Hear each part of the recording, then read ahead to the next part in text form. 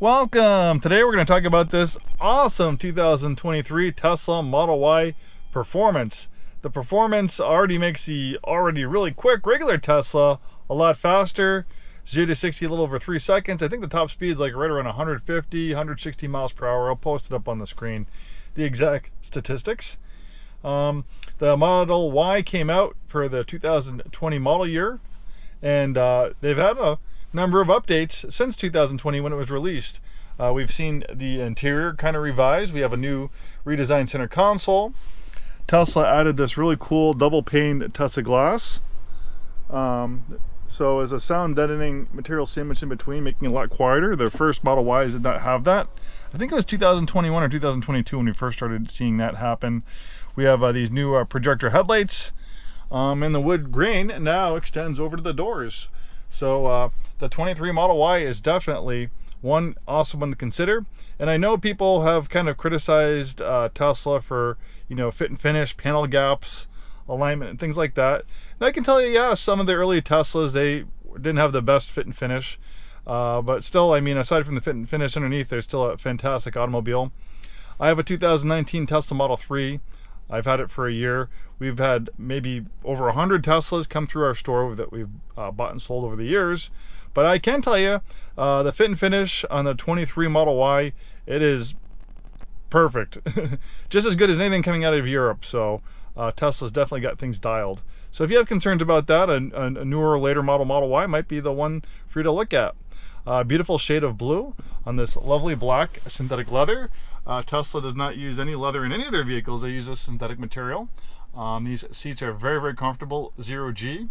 You have this giant roof panel to allow lots of natural light inside. It is tinted and it does a good job. I think it filters out like 80% of UV heat and stuff like that. And you can get sunshades too to put it in place if it gets too hot, even to kind of cut down on the heat on those hot summer days. But right now it's 90 degrees and it feels really nice. I'm a big fan of the Tesla products. As you can imagine, I own one myself. We do really well with pre-owned Teslas here at Infiniti of Tacoma.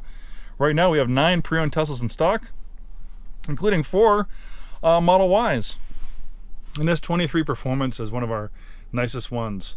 So we can see the majority of the functionality is in the screen right here. People kind of ridicule Tesla by having a really sparse, plain interior. I like it. It's almost like a sensory deprivation chamber. It's so quiet and it's not cluttered with buttons and knobs. And then it's infinitely configurable. If you have hard buttons and knobs to control things, those are there forever. But if the functionality is in the screen, it's infinitely configurable. And I can tell you, Tesla is constantly, it seems like every month, there's actually another update we have to download on this thing. We have to get it connected to the Wi-Fi. So Tesla is constantly updating these vehicles, improving the safety, improving the autopilot, adding features, adding video games, adding toys. They've added, TikTok, Twitch, Disney Plus. So they're constantly improving these things. And I can tell you, I haven't seen anyone update vehicles to the extent of Tesla.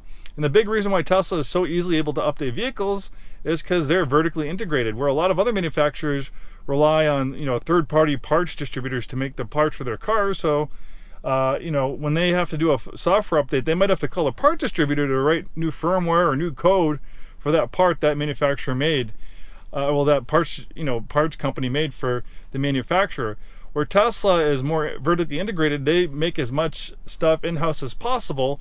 They have their own in-house coders and stuff like that, so they're able to just fly through this stuff. A good example, not too long ago when we were having that semiconductor shortage and people were limited, manufacturers were limited on how many cars they could buy, Tesla found another source of semiconductors, and where other car companies might have to shut down their assembly lines because they don't have semiconductors that work.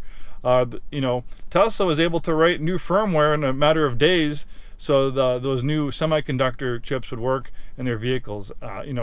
That's how fast Tesla's moving along. Obviously, I can go on and on about it. So you have this amazing tablet-like interface. It feels like it was designed by Apple. I've tried a lot of other user interfaces and a lot of other vehicles, and to me, nothing compares to what Tesla has. Really easy, intuitive to operate the HVAC system. You have heated steering wheel, heated seats front and back. You have the biodefense mode. Not a gimmick. This thing's a real deal. So when I'm putting in the biodefense mode, basically what it's doing, I'll shut it off because it's loud, it's basically sealing all outside air coming in the vehicle. The only way it can come in is through a giant HEPA filter that this thing has. This has a HEPA filter that's probably about the size of the HEPA filter in your home HVAC system. There's no other auto manufacturer has anything close to the size of the HEPA filter in this Model Y. In fact, this HEPA filter is so big, it won't even fit in the Model 3. The Model 3 is just too small to accommodate this HEPA filter. It's only available in the Y, the S, and the X. And Tesla actually did an experiment. They had polluted air that could harm you. They had people in this air chamber with this really polluted air in a Model X. They had special breathing equipment and monitoring equipment. And eventually, the Tesla cleaned the air so good it was safe to breathe inside the vehicle. They could actually take that safety breathing equipment off and breathe the air inside the vehicle. And eventually, it actually started cleaning the air outside the vehicle. So it's no gimmick. Obviously, we've had forest fires, nasty smoke. If you have allergies, very sensitive to pollutants in the air, this amazing HVAC system will be a godsend for you. Obviously, you can go on and on. So video games, some of the video games you can use the steering wheel to play them, or you can get like a Xbox style USB controller. We have USB ports you can plug right in and play these video games. You have this boom box. You can talk through the horn. You can make the horn sound like a fart. You have a multi-track recorder. You have the amazing Tesla cameras. This has vehicles all around it for the autopilot, but also works for Sentry mode. While this vehicle's parked, you can pull up live cameras all the way around. In a recent over-the-air update, now you can pull up a live camera inside the vehicle. So maybe if you have it in dog mode, yes, there's a dog mode, you can check up on your pooch and make sure he's okay if he's inside your vehicle. And then those cameras also work as a 360 dash camera. Here's a video. We had a weird person that had to kick off the lot, and he wouldn't go away. So I'm like, well, I have cameras in my Tesla, so I drove my Tesla up front to go kick him out. And I knew that they'd be recording this guy in case I had to send images to the police. So obviously, it can be very beneficial if you get in an accident. There's one instance where a guy got a ticket from a cop for not using his turn signal, but in the dash cam you could see his turn signal was on because you could see the reflection of his turn signal in the vehicle in front of him, and obviously he got off the ticket. So you can see how helpful these dash cams can be, and you can put very large USB memory sticks in there to record lots of data.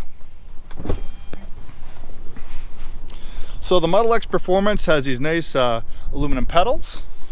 Obviously, more power. You're going to get probably about 100 more horsepower out of the Model Y Performance versus the regular Model Y. We have these upgraded Uber turbine wheels, very sexy indeed. We have larger brakes, a little bit lower of a ride height. You have the Performance suspension. Even though this thing is a crossover SUV, you're going to put a lot of sports cars, purpose-built sports cars, to shame in this thing. It's very practical, but it's also very fast. This can check off a lot of boxes. And look at this. Normally you'd be an engine here, you have more storage, and it's a safety feature. You have all this space here to absorb cross energy in a frontal collision. So you have a crumple zone that's 60% larger than a crumple zone in a gas-powered vehicle.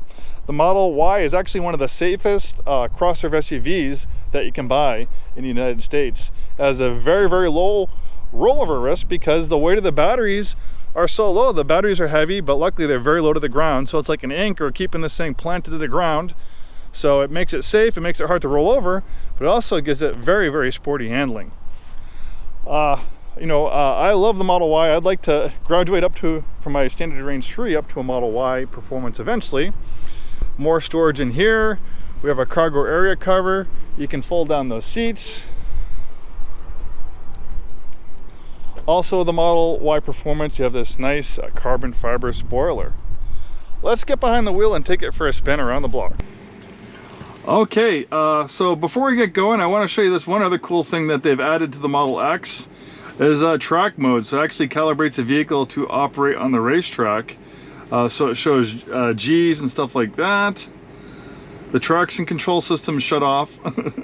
So this is obviously for pretty extreme conditions. This thing makes probably between 450 500 horsepower. So obviously you don't want to take this thing into track mode unless you really know what you're doing.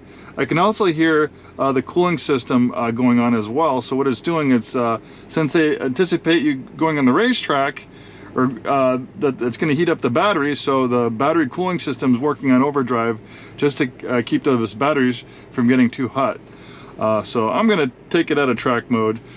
This thing is plenty fast just in regular sport mode. Always a welcome place. I love driving Teslas. I have a love for all vehicles. I mean, I've been in the car business for over 20 years. I have 3 vehicles at home. 2 of them are gas, 1 of them is a Tesla.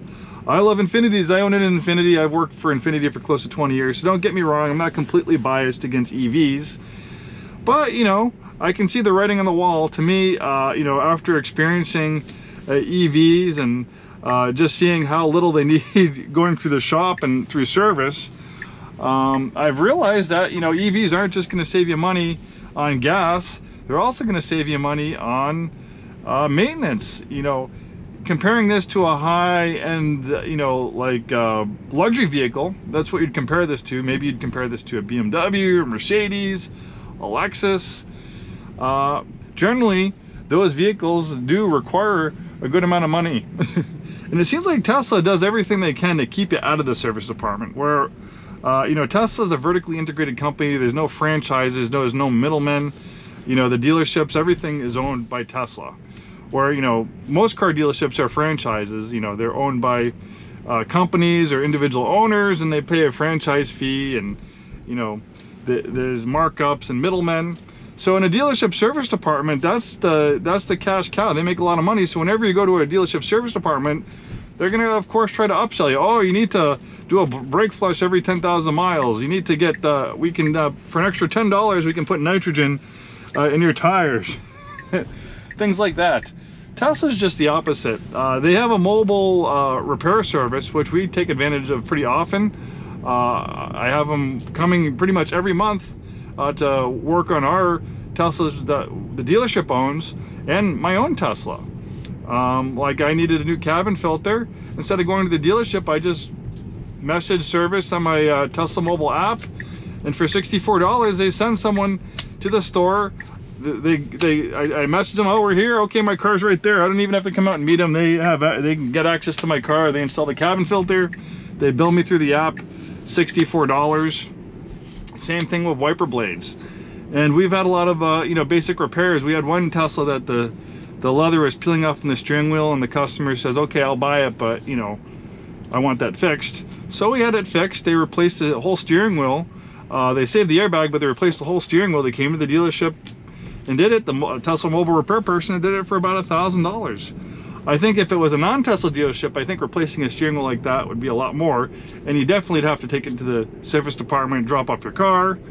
So, you know, they have a completely different approach as far as service goes. And, you know, I think as more people catch on to it, they might, you know, start rethinking, you know, what am I doing waiting in line at a service department, or, you know, shelling all this money for these 30K, 60K, 90K services. Well, with Teslas, with EVs in general, you know, the biggest maintenance item is going to be tires. You know, it's just, you know, changing wiper blades. With regenerative braking, we've never had to do brakes on any Tesla we've had. We've had over 100. We've had Teslas with 100,000+ miles.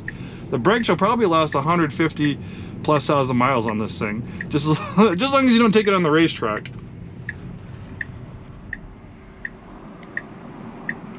All right, got a little gap in traffic here. Whoa. Oh, wow, this thing is fast. No issue at all getting like 60 miles an hour. And the thing with electric motors, this makes, Tesla doesn't have official figures, but it makes between 450 and 500 horsepower. With a gas engine, when you step on the throttle, there's a split second where the car has to think, okay, we got to rev the engine, we got to downshift the gears. Where this one, you have instant throttle response. You just take right off. And then let's talk about the Autopilot. Autopilot's traffic aware cruise control that allows the vehicle to brake and accelerate in its own lane. I'm going to put it on right now. So it's not full self-driving, but this car is driving itself. There are limitations to Autopilot. It's not going to stop for red lights. It's not going to stop for stop signs, but it will stop for vehicles in front of it.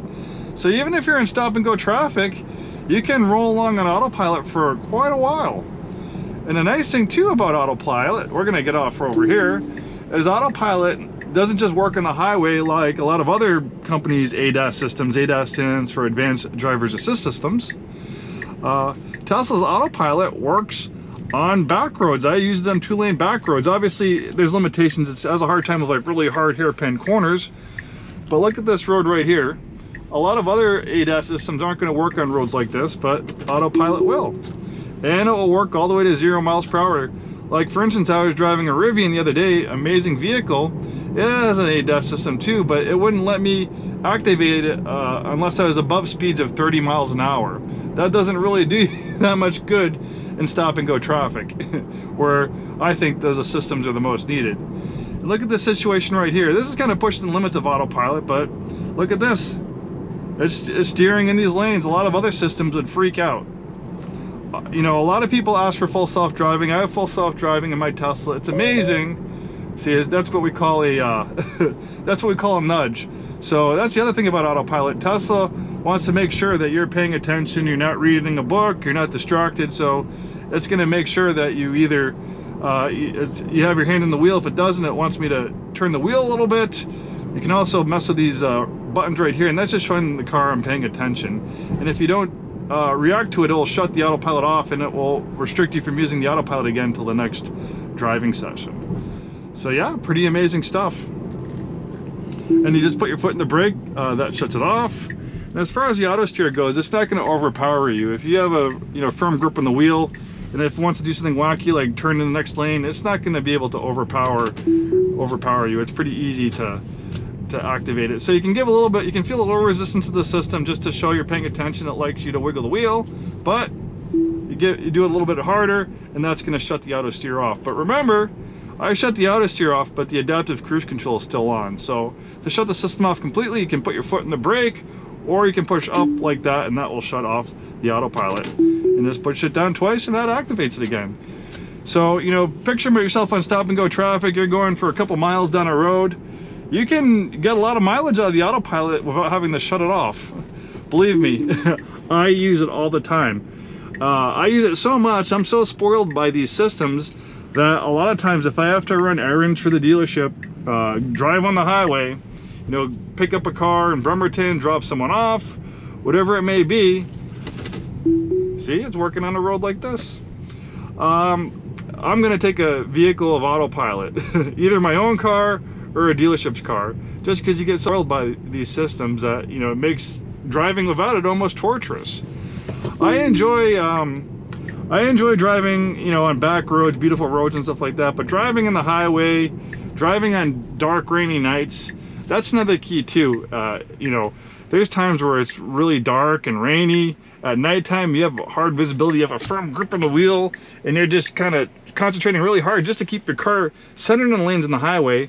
The Autopilot does it for you, but you know, so it definitely relieves a whole layer of stress away from you. You wouldn't believe the mental energy it takes just to keep your car centered on the lane on the highway, especially when you're tired.